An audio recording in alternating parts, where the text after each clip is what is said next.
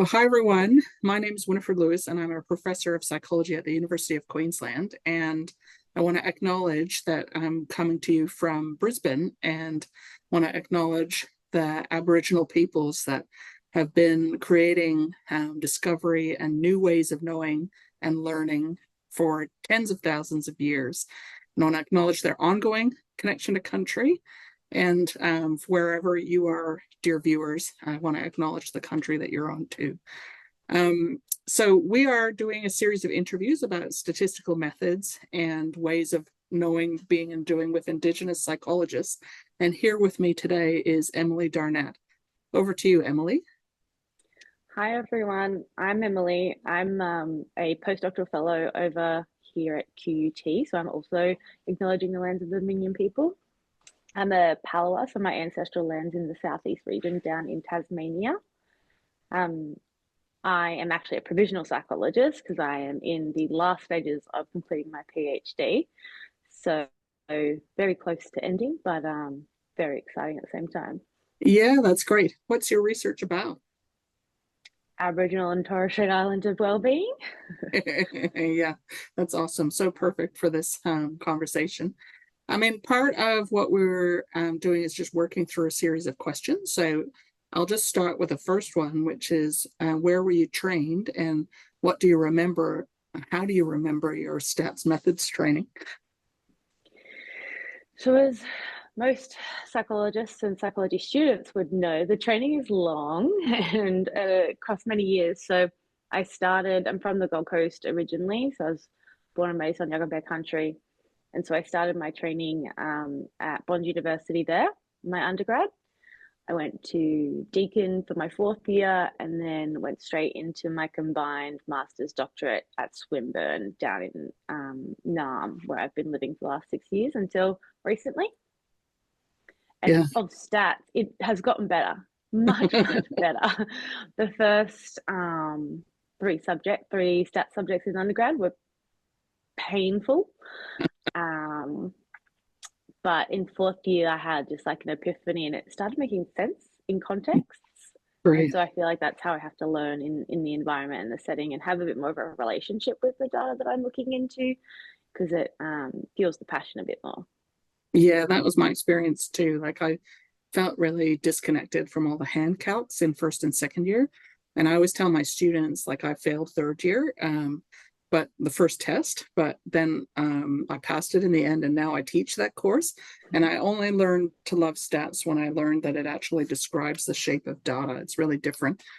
I mean, I guess that's something that most students find really hard. Like, what kind of advice would you have to undergrads that might be watching this that are struggling with their stats courses? Put it in the context. For us, I'm a storyteller, so I know it in the story and how it evolves and relates to the population that we're looking at. So for me, that works to learn stats in the story of the people and why we're looking into it, if that makes sense. Yeah. Well, I think like that is easier at higher levels, actually. Like I say that to the students, and I think it's true. Like if you get that far, you get close to your data, especially in fourth year when you have your own data, it is easier to love it. But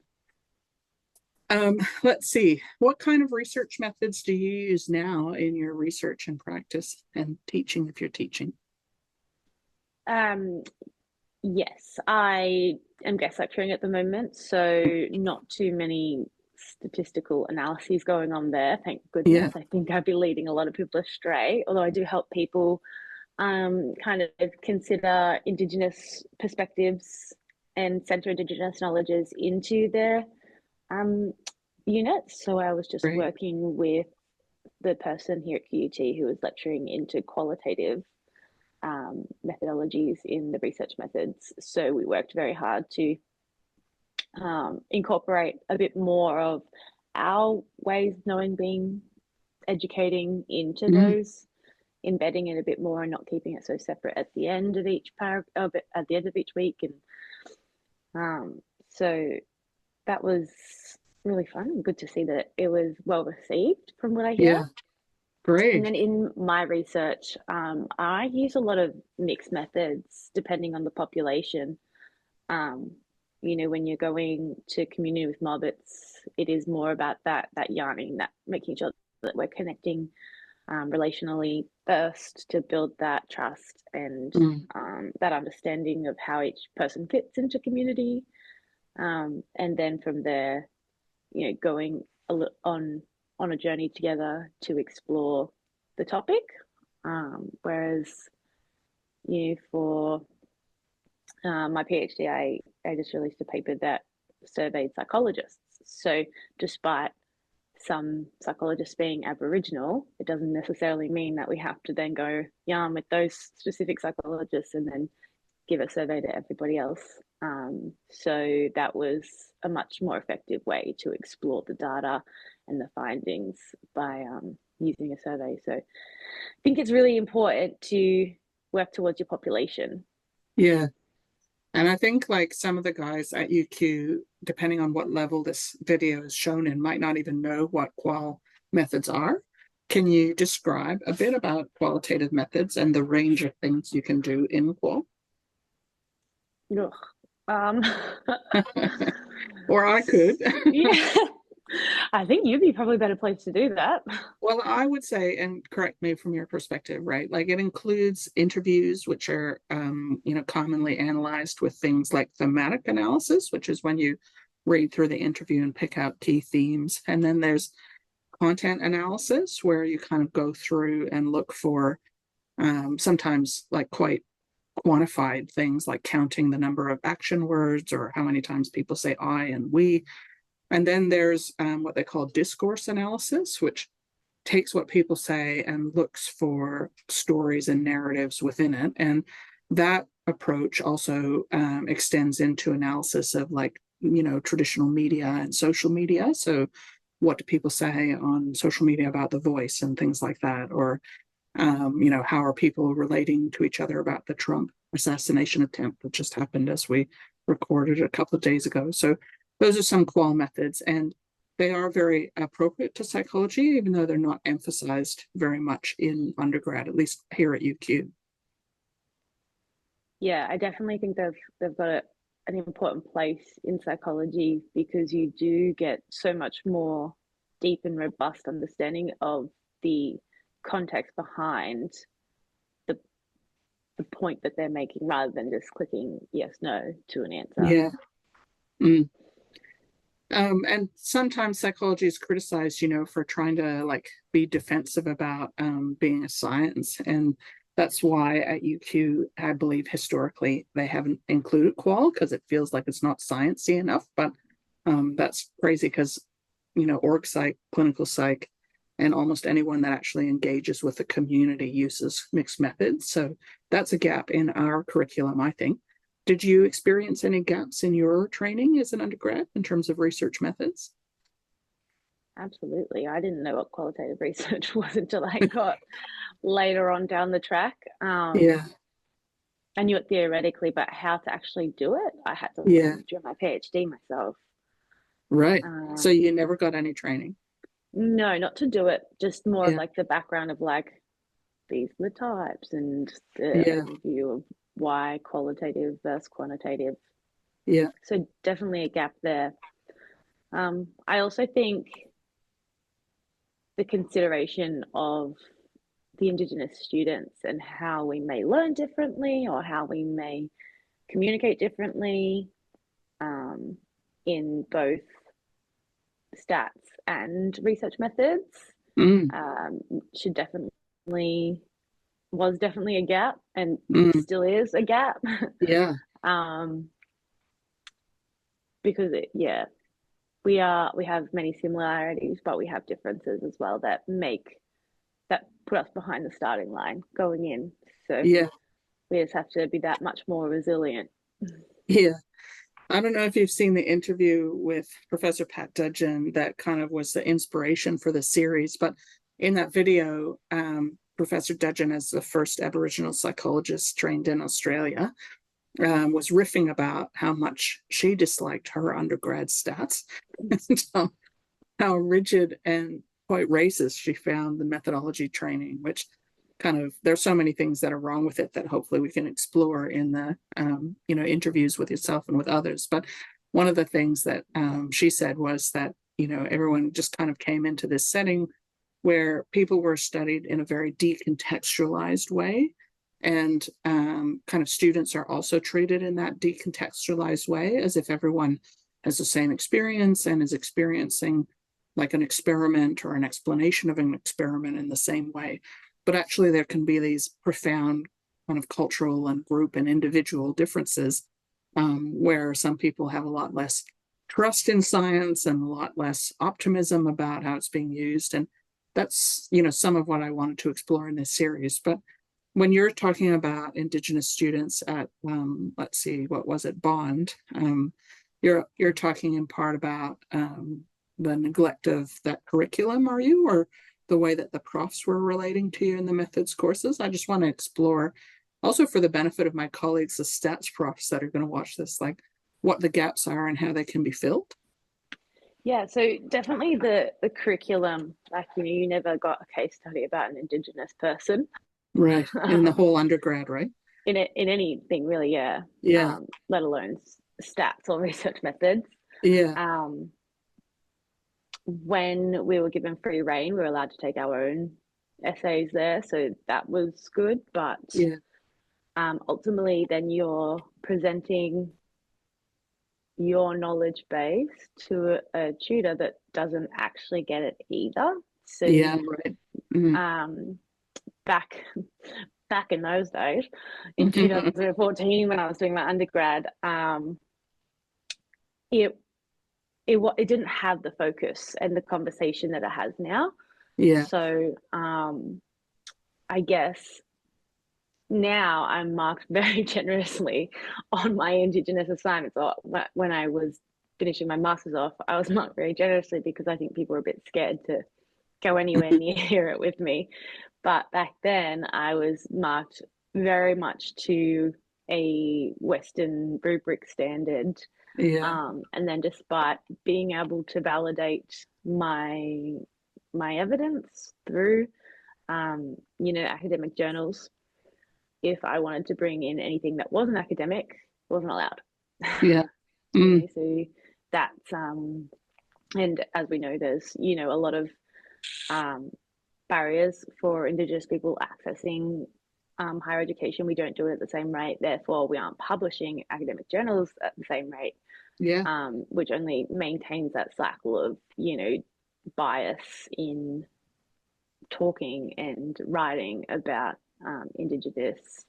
Yeah, I think that's really well said. Like, so just unpacking it a bit, like we have this concept of validity and reliability in the, methods that we teach. So reliability is like you're measuring what you want to measure. Validity is you're measuring what you want to measure, and reliability is like two people measuring it with the test or with the approach will get the same finding. And with the validity aspects, like there's this idea in historical psychology that what psychology studies is the way that we're all the same everywhere in the world. So we don't really have to deal with cultural differences or prejudice or discrimination or, poverty or class or gender, because fundamentally we're all the same. And that kind of approach comes from the 1970s.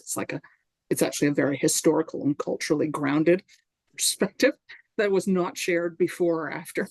But part of what that meant is that you would be blind to the fact that there aren't these other scholars. So in the 70s, people were blind to the fact there was hardly any women researchers designing studies and covering women's topics. And they used to do things like have all male studies, just including men so that there was no confound. And then afterwards, it was like being blind to the fact that there's entirely straight people or there's no gay people in the whole study. And then here in Australia was really being blind to the fact that there's no Indigenous participants and no Indigenous scholars, and kind of assuming that that is not a problem, and that our science hasn't been affected by that. Whereas as soon as people rock up and they're from the groups, like a woman rocking up in the 70s going, wow, this is so sexist. Actually, this is really wrong. And the same thing has happened as other groups have rucked into psychology, and that makes our field better, obviously, having more diverse perspectives. Anyways, coming back to your point, so when we're talking about the undergrad curriculum, part of it is just introducing the scholarship covering and relevant to Indigenous communities and by Indigenous scholars, right? Do you feel like there has been a change? You're saying there's a change.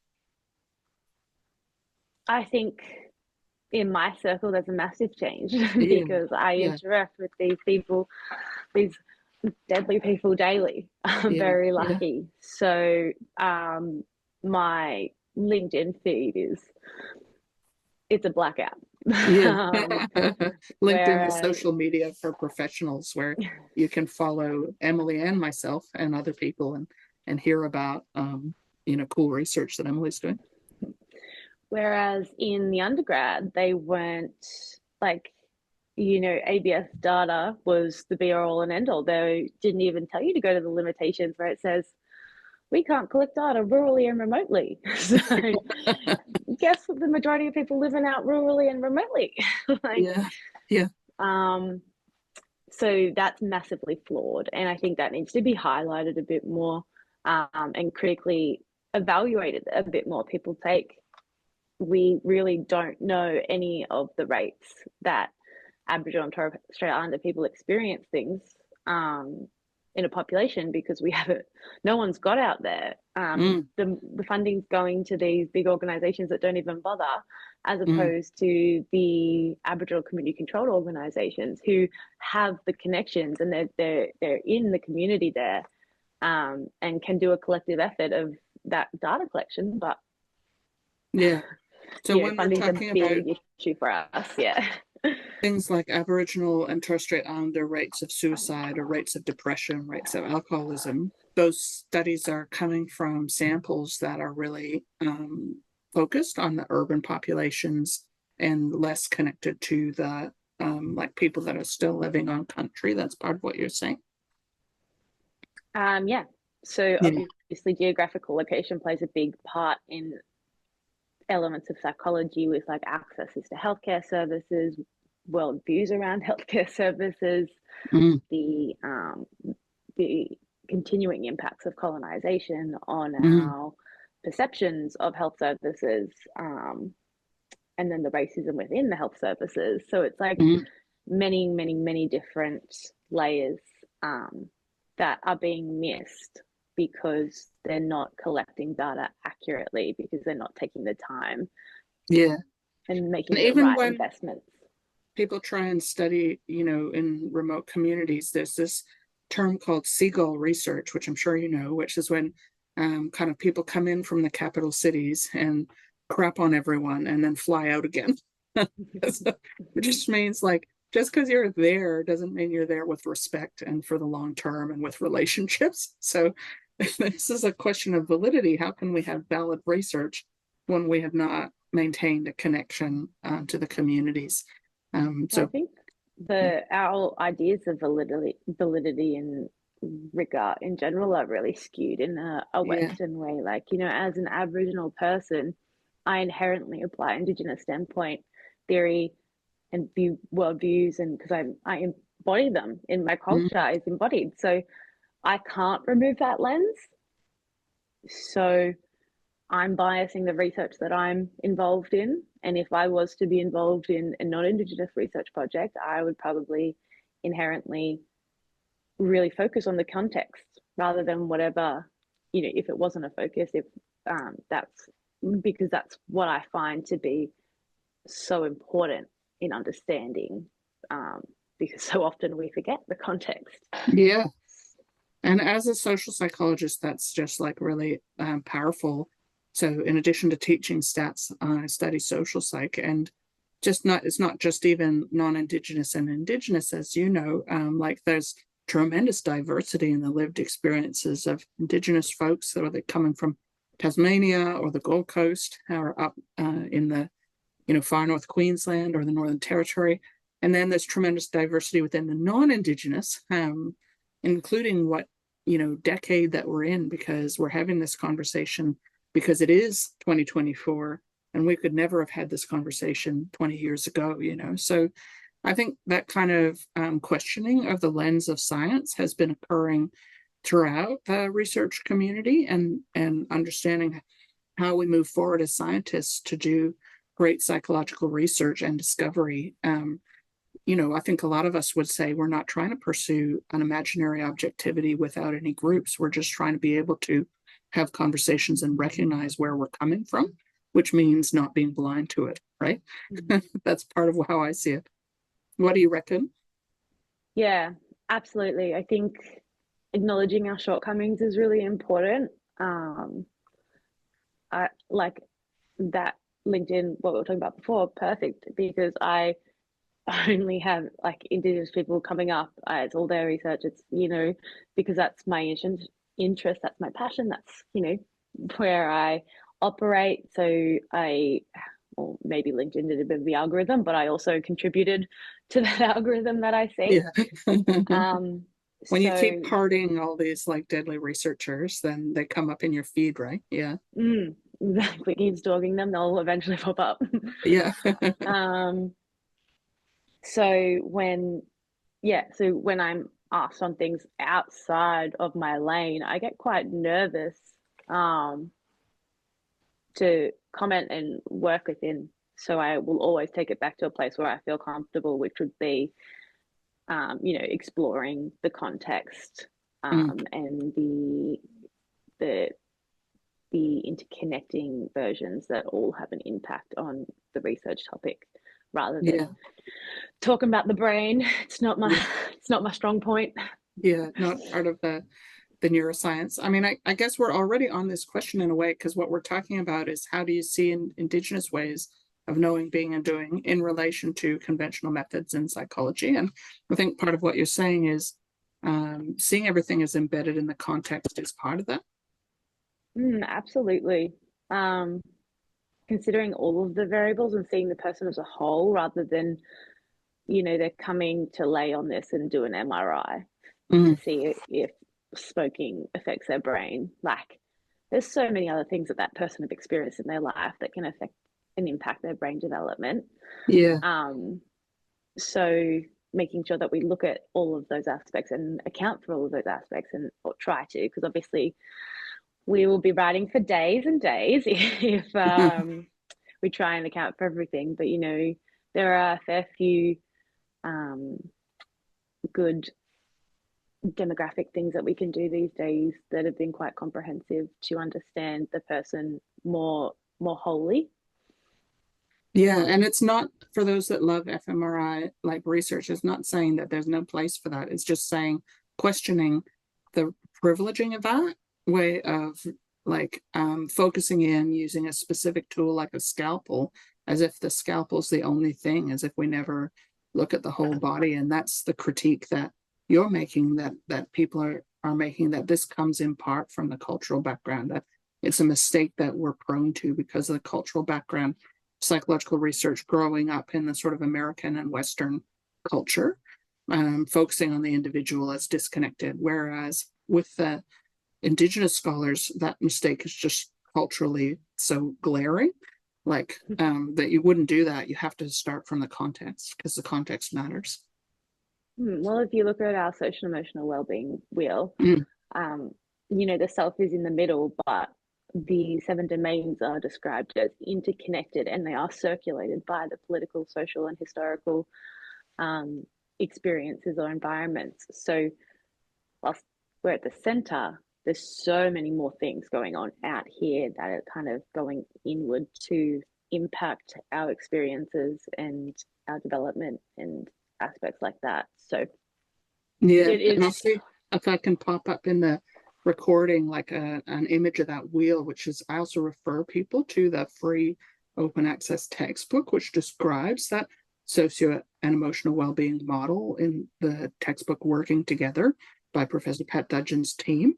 But yeah, it's just a non-individualistic model. It's like my well-being is embodied, like I have a body, and my body and my ability and disability affected, and my strength and my illness, and and I have a family, and I have a cultural group, and I forget the other seven areas. I have a spirituality. Um, what else do I have? Anyways, we'll flash it up on the picture. So it's like my well-being is not just me. Yeah, like we are heavily impacted by our family, our kinship structures, our experiences, indirectly, directly. You know, our community's experiences. So you'd be remiss to not look deeper when working in an Indigenous context. But I think that's the same as most collective cultures.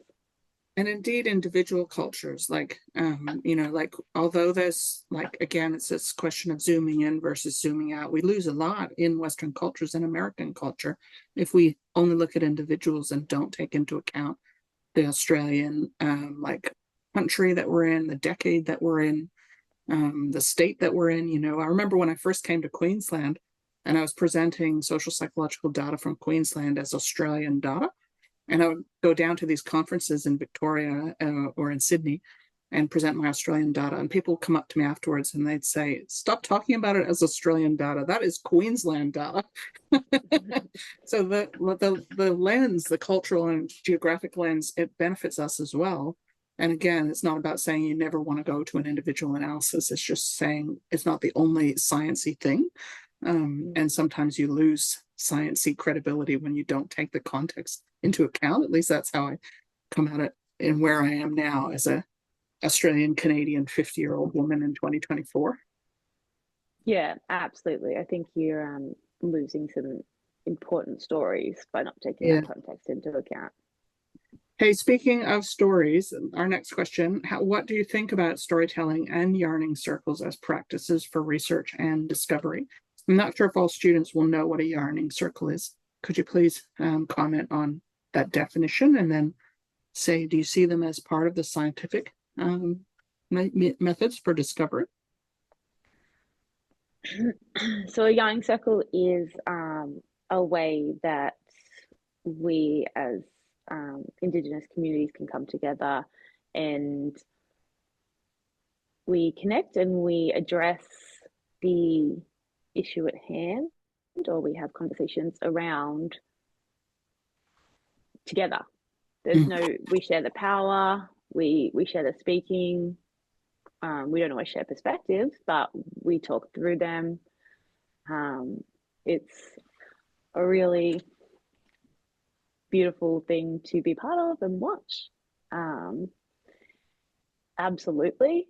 Me and a hell of a lot of other Indigenous and non-Indigenous academics support yarning circles. And what was the other one you talked about? As ways of discovering, you know, the storytelling is storytelling. Yeah, sorry. Yeah, absolutely. Like as I said before, I'm a storyteller. Yeah. And my experience is no less valid than anybody else's because of the way that I say it or describe it. So we live in stories, we learn in stories, we share stories. So they're a really inherent part. And despite some people maybe, you know, sitting there and listening to a story from someone and being like, I have no idea how I got here. I think they're just such a gift that we can be given because there's so much learnings that we can make from them.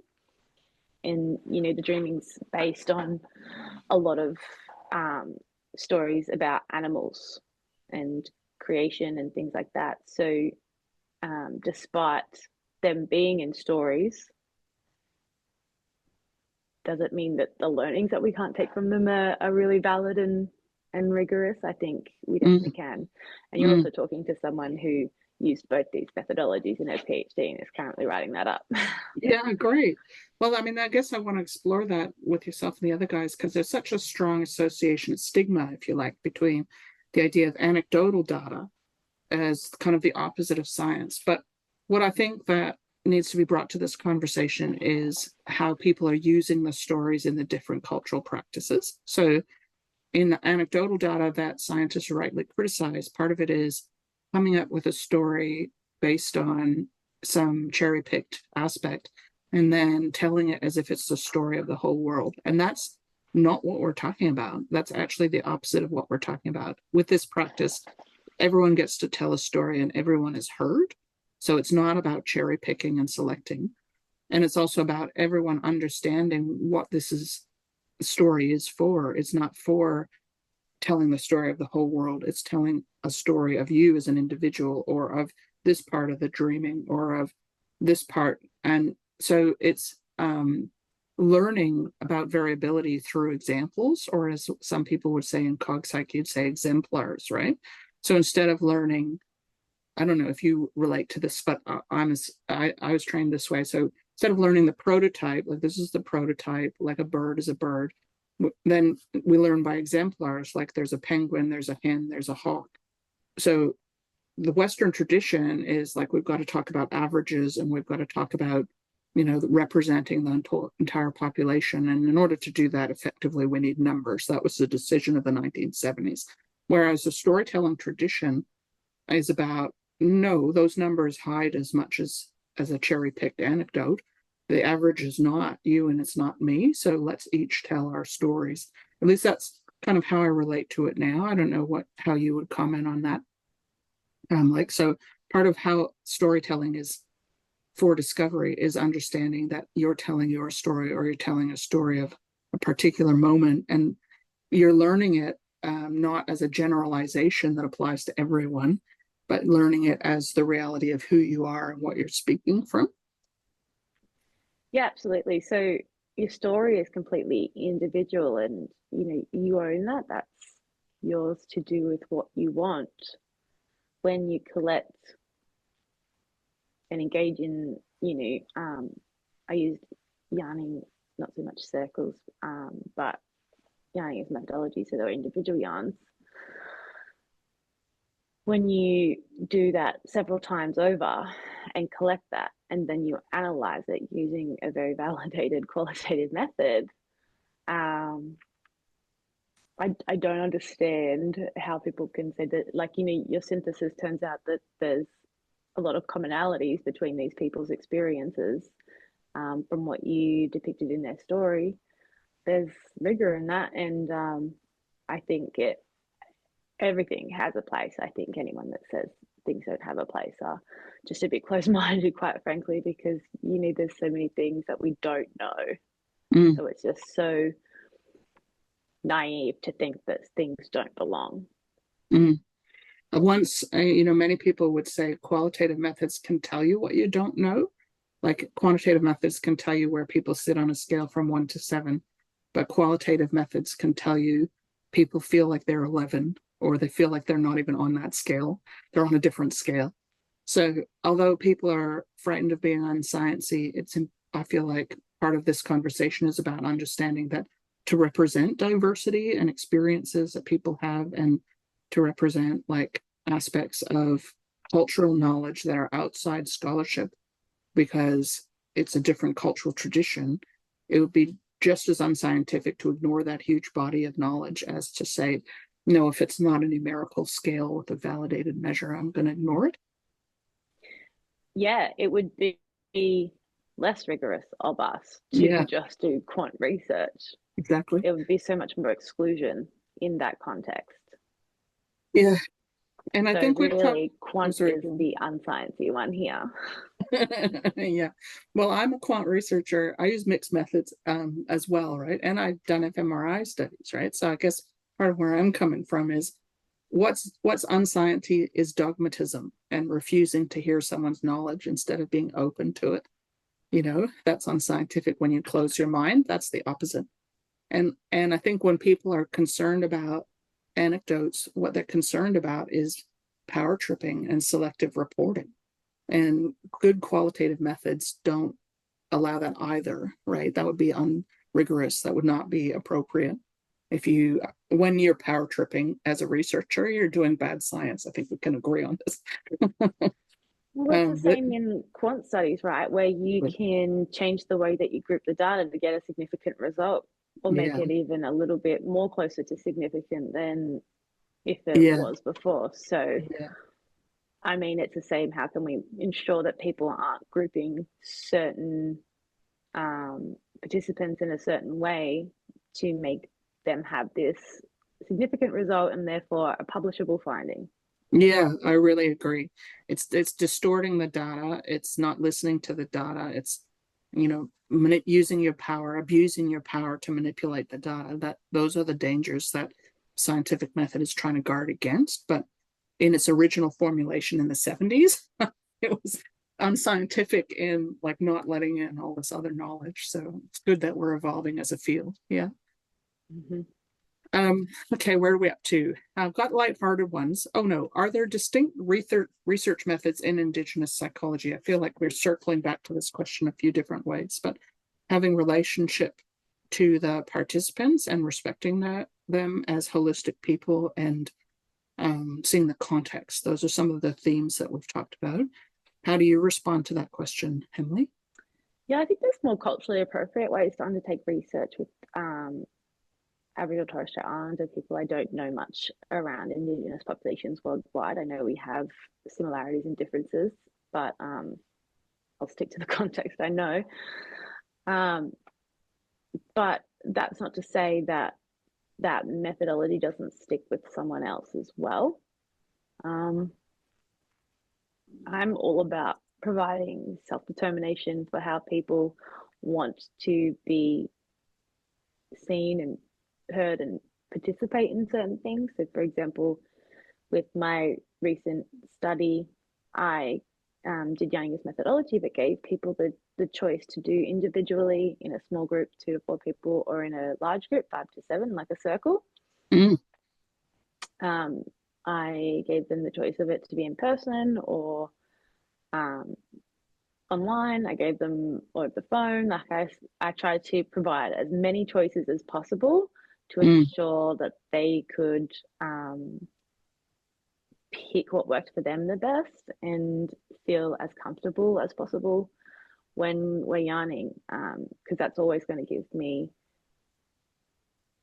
better access to understanding their stories and asking questions around it, and they're going to share more stories, which is ideal for me. Yeah, and I think that's a really important point. Like even what you just said, the diversity of access to the research. So, for example, in my own research, oftentimes I would be doing these online surveys.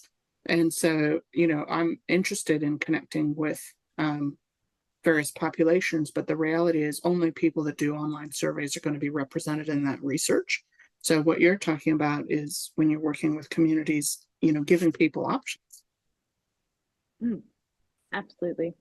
Yeah. I always provide as many options as I can for the people, not just to participate, but in clinical work as well, because we want to empower and strengthen their abilities in clinical work and their choice around how they want this to look and make people feel comfortable. And I find pro-choice is a good way to do that.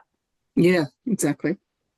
I guess the next few questions, if we skip to those from Mark, are really in part about, clinical practice. So one question is, do you have any examples of common psychological tests or assessments that might be considered inappropriate or appropriate for use with individuals from First Nation communities? Yes, absolutely, many. Yeah, so the commonly used tests that we use, for intelligence in school, it's the WACE and the WISCs. They're all inappropriate for use. They haven't been normed on Indigenous population. They haven't been created with or for or by an Indigenous population. I remember, for example, when I was learning about racial bias in the intelligence tests, they have all these analogy questions for those that haven't done an IQ test. So one might be like, cup is to saucer as plate is to whatever, and then you'd have to kind of put table or something like it's resting on top of it. But the point is, like, the whole concept of cups and saucers comes from like a particular tea drinking tradition that most of us don't actually relate to. Maybe if your grandmother has cups and saucers, but how common is that in everyday life? So there's just many examples within the test. The way that they measure your intelligence is by asking you to relate to cultural objects. And not everybody would eat at a table either. Yeah, that's right. Yeah. And then oftentimes the dimensions of intelligence are considered to be kind of verbal, analytic, and numeracy, depending on what test you're looking at, but that's kind of one breakdown. And it doesn't have, like, I remember Pat Dudgeon riffing in her interview about things like spatial judgments that are such a, an aspect that was neglected in the 80s when she was doing her research. Absolutely, and an emotional IQ as well. There's no kind of measure on emotional intelligence, and and arguably some may say that's the most important. Yeah. And then also, I think elements of practical, maybe even like street smarts, for lack of a better words. Yeah. Or things like being able to find your way in the terrain. So most of us in the era of Google Maps would be like, well, I don't want to consider that part of my intelligence. But that's the whole point. It's like, in your particular cultural context, because of Google Maps, you don't need to know how to find your way in the world. But actually finding your way in the world for most of human history has been really important, and people have individual differences in their ability to do that, but they're not measured in this test, or they are. That's a cultural choice that isn't recognized when people think about IQ. Yeah, for sure. Someone I know has an extremely high IQ, but they struggle to function day to day, and can't get a sleep routine down, aren't great with body hygiene.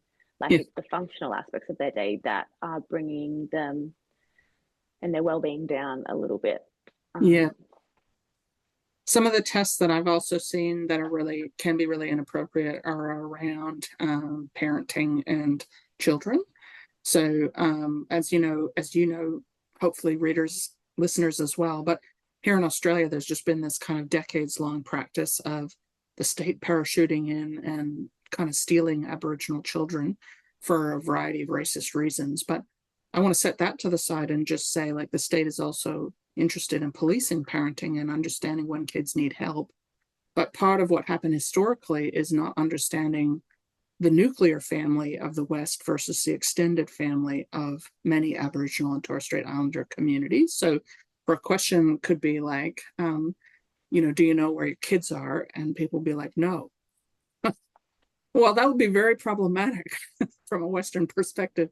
But actually, when it's a small community, or when they're over at their grandma's, like, you can say, no, I don't know, but someone else I know knows, or like the context is trustworthy. So there's a lot of judgments that were made about the quality of parenting that come from a particular cultural perspective that had very profound negative impacts on families. Is that something you've seen or want to comment on? Continue to have very profound negative impacts on families. Yeah. So the criteria that they use in child protection is inherently racist, and it is continuing to contribute. Like, our rates of removal are going up, whereas the non-Indigenous cohort seem to be remaining pretty standard. So there's a lot going into it, and I don't know the ins and outs of the assessments that they do, but they're not working.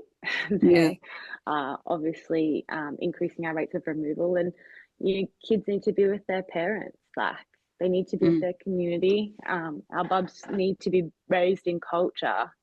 We know it's such a resilient factor for us. It's so protective. So when they're removed, they're put in like different family that they don't know, or different cultural background for the family, it's quite damaging. Or it can be damaging, really damaging. And the reality is there's data about this. So it's another example of kind of racist considerations of evidence, because we actually have data going back decades showing the problematic use of these screening techniques, but they continue to be used, and they're implemented within a kind of social system that seems to be like almost willfully blind to that evidence. Another example would be the incarceration of children. So right now in Australia, there's a campaign called Raise the Age, where they're trying to get young people under the age of 14 to not be considered within the adult justice system. And in different states, there's different ages. So it could be as low as 10.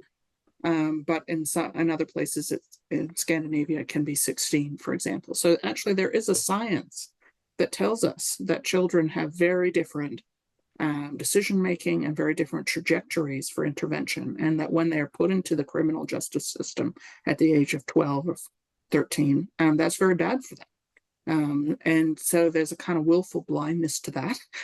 That's very frustrating. If many psychologists are involved in Raise the Age, and if you're interested in becoming involved in that through here at UQ, the Triple P Parenting is an advocate for that campaign. But anyways, that's another example of where kind of screening methodologies are being, used to stream people into prison contexts. Is very frustrating to witness from the outside. They also implement a lot of assessments, psychological assessments around violence and risk of reoffending that are very racist.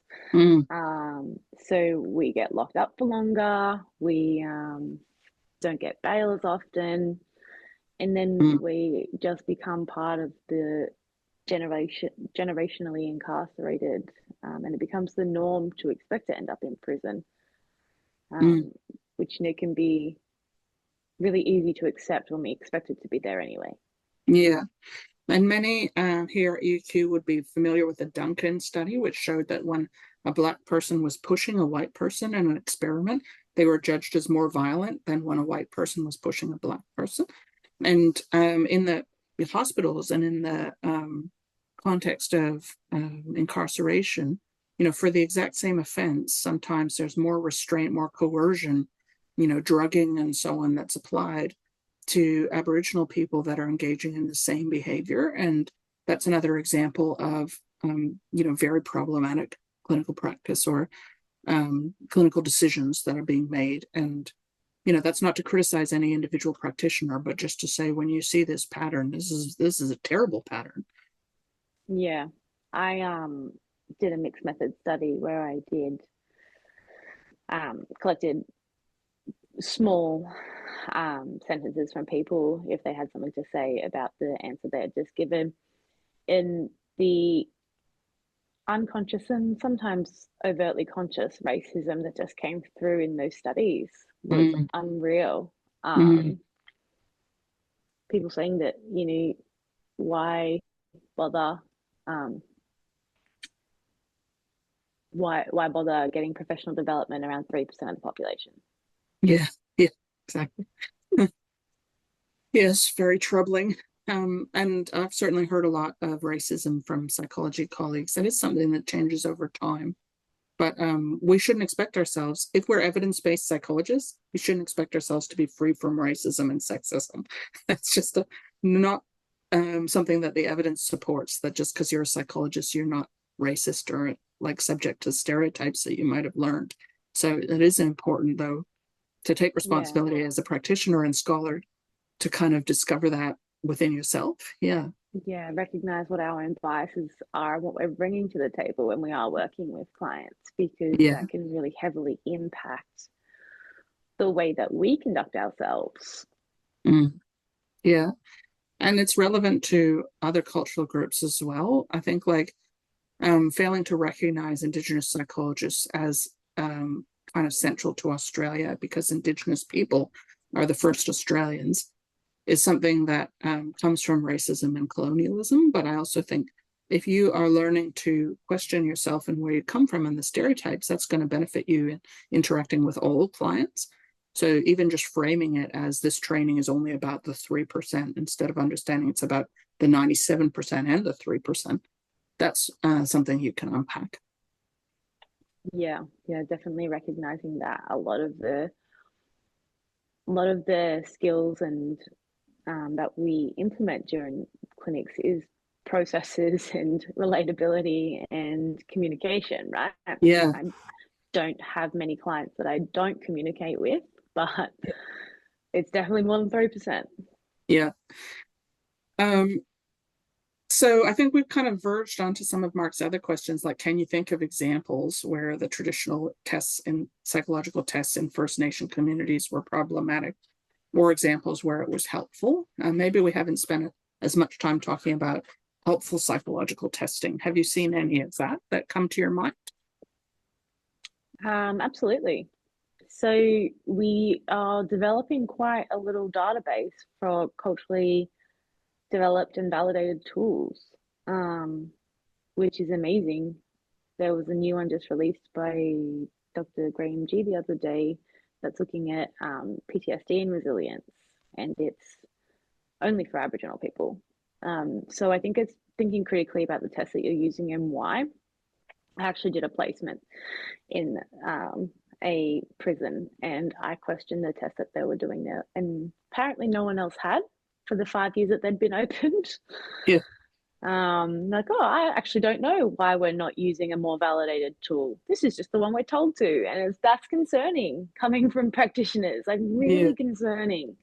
So like thinking critically about the evidence base that supports your decision, because you need to validate everything that you do as a clinician, as a researcher as well. Like, that's just ethical at that point.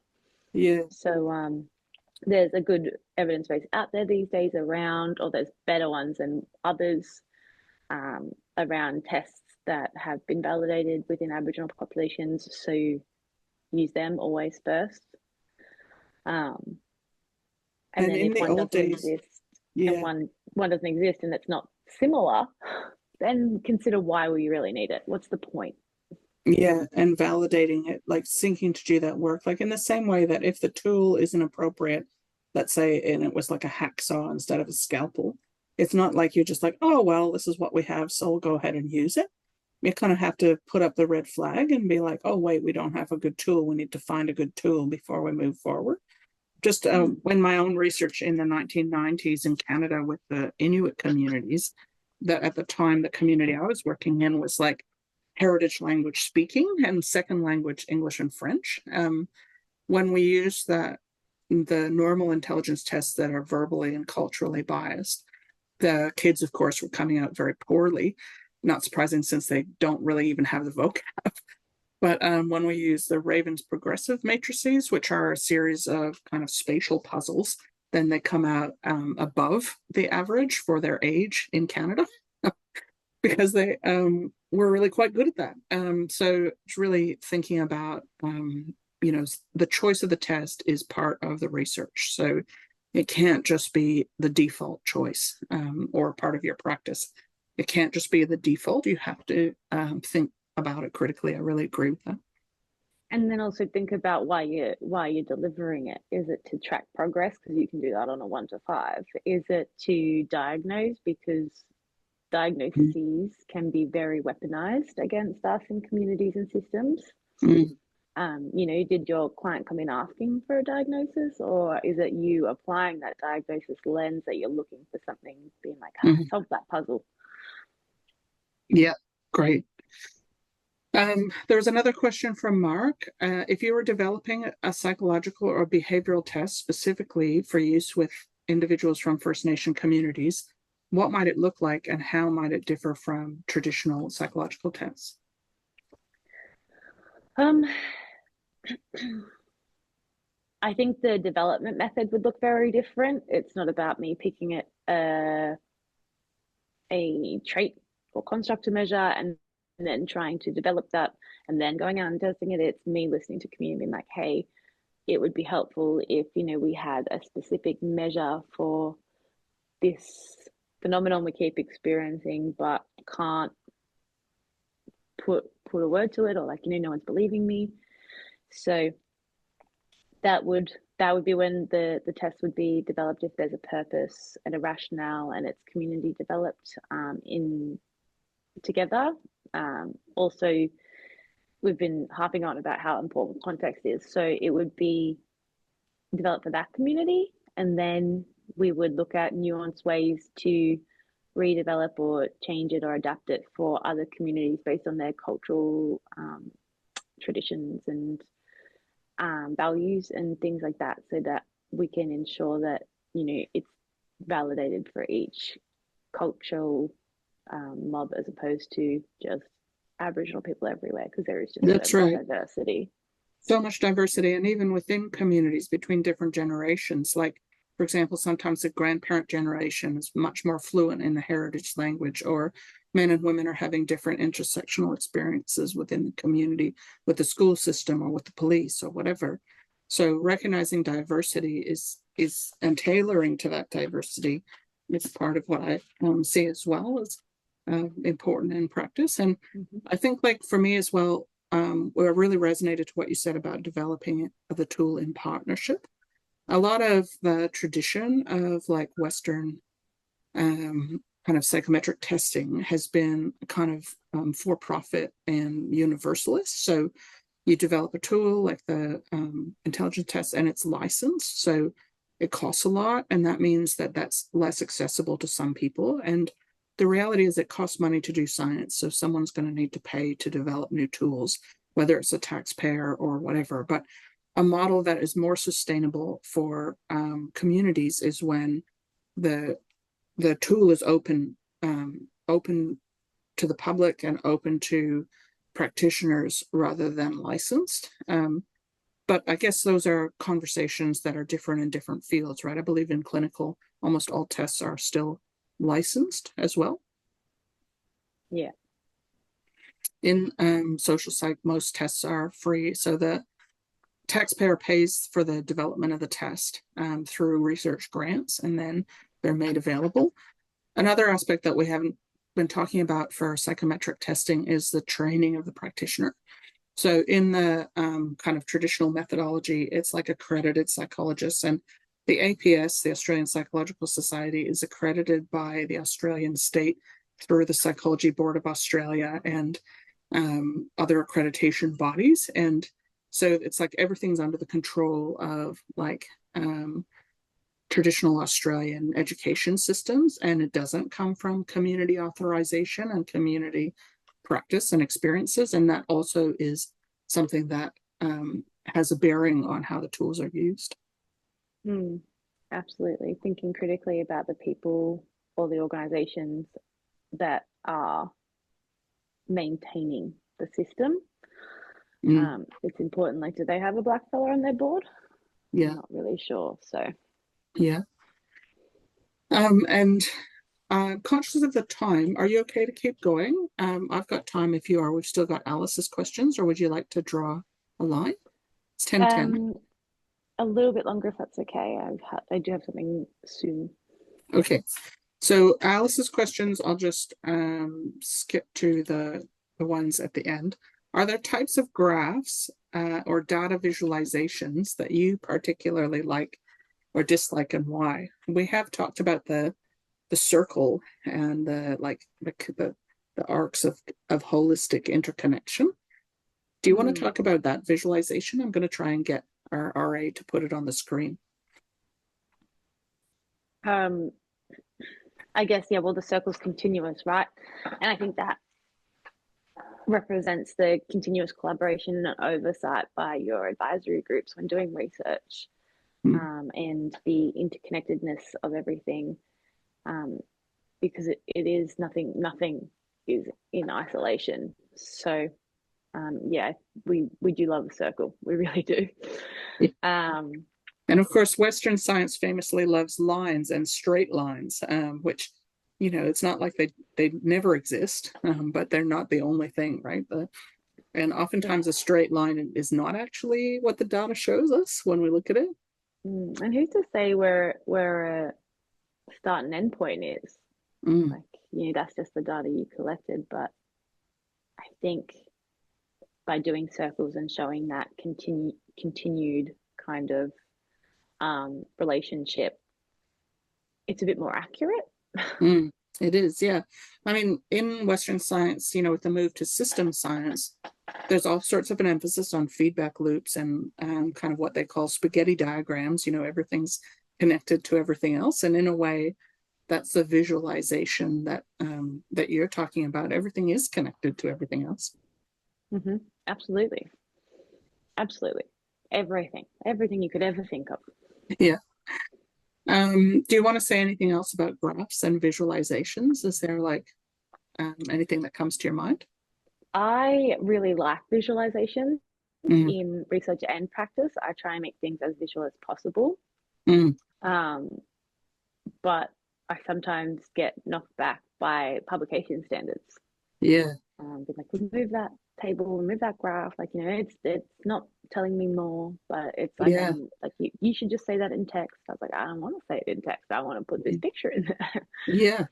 And It's so I think, interesting as well, like what we're talking about with like it's sciencey to have like numbers and 3.67, but it's unsciencey to have a picture, even though we know from science that people relate better to pictures, and actually pictures are important. yeah.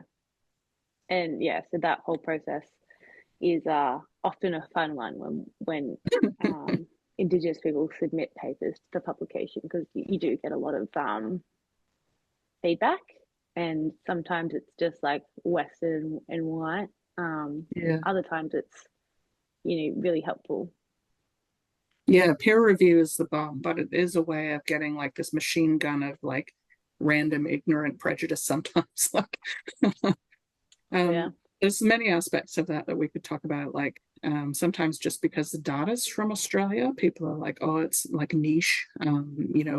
This shouldn't be published in a mainstream journal. It should be American data because that's not niche.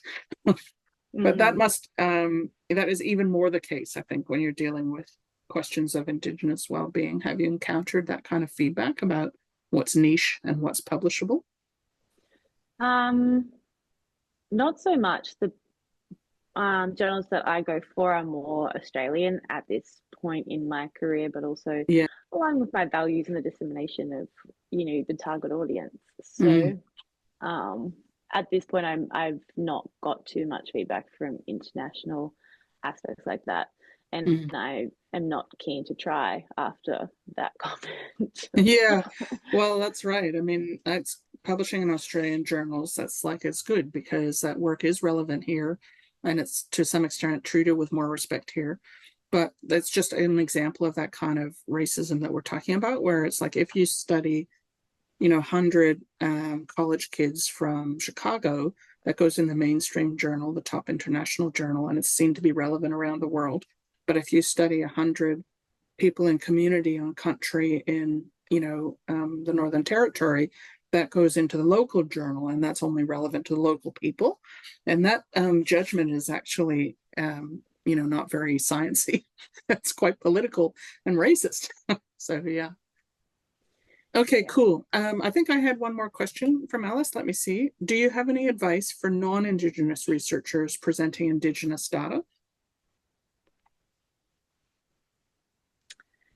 I think thinking critically, getting advice, like if it's on your, like if you're part of a grant, like go to the advisory committee, ask for them how it should be presented, making sure it's coming from a strength-based approach and not just being like, look how sick everybody is and all that kind of stuff, because we're not. And you're talking Very much about alive. having an advisory committee that's representing First Nations people and includes First Nations people. Yeah, absolutely. So on Indigenous grants, there's always an advisory committee because it's part of the Indigenous data sovereignty and Indigenous governance principles. So consulting them might be a good idea. It should be the case as well when you're dealing with people from a European background that are studying these topics. And it increasingly is the case in our ethics expectations. But if you have snuck through the system and this is news to you, students, yeah, you would have an advisory board and you would have people that you can consult who are First Nations people. Absolutely. But also I think recognizing your limitations and going in with a bit of cultural humility. Like, I don't know everything about my culture, so it is definitely a limitation for a non-Indigenous person to try and go up there and speak for Indigenous people and be like the Indigenous data. So recognizing your limitations. I know that's very hard for university academics because we're just expected to know everything, and plus we are so genius, so it's really hard to be humble. But no, I agree with you completely. And the other aspect of that is recognizing diversity. So you may have consulted an Indigenous person over here who said it was fine, and then you may encounter negative feedback from another Indigenous person. And then rather than feeling aggrieved and entitled, you could just be open to learning that there's controversy and contestation. So a good example is the terms Indigenous Australians. There, in my current project, we have 4 Indigenous scholars, and they have 4 different preferred terms. So one prefers Indigenous because it connects to the UN Declaration about the rights of Indigenous people. It's a political term for them, for their generation, that speaks to a broader struggle around the world against colonialism. Another one is like, no, Indigenous doesn't apply to me because I'm a First Nations person and I'm not living on country. I'm living in someone else's country, like an area where they're not Indigenous. So I'd like to be called an Aboriginal and Torres Strait Islander or Aboriginal person. And then another one likes First Nations because of its political nature, and another one likes First Australians. So if you pick terms based on talking to a particular person, you just need to have a logic of who you're listening to, and then realize that, as in all science, people have different views, and it's okay for people to have different views and to express that to you, and you don't need to be defensive about it at all. You can just receive it. Yeah. Engaging in that two-way learning, like you may be presenting Indigenous data to an Indigenous student that's like, oh, I prefer to be called this, or like, we all prefer to be called this. So just being like, oh, okay, thanks, I'll amend that going forward. Yeah. So easy, but you would be so surprised the amount of backlash we get and defensiveness. It's wild. It's wild. Yeah. And I feel like if people were listening to people from the Italian community and someone was like, look, I just don't want you to use this term, you'd be like, okay, I'll use this other term when I'm speaking to you out of respect.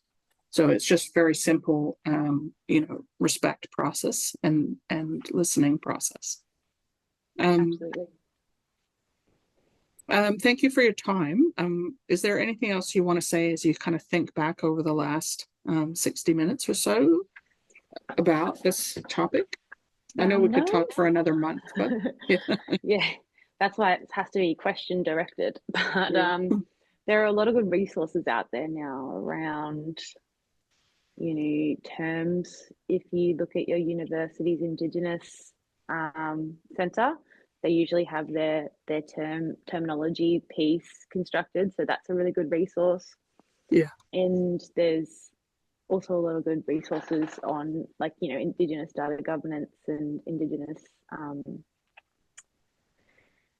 sovereignty principles around how the data should be maintained, which I think is relevant to stats, but also it's about ensuring best practice around ownership and collection and aspects like that. So that's also a really good consideration to undertake if that's something that you're looking to do. Yeah, that's right. And again, it's not too late.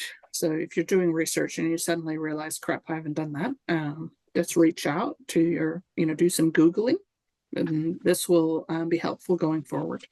Yeah.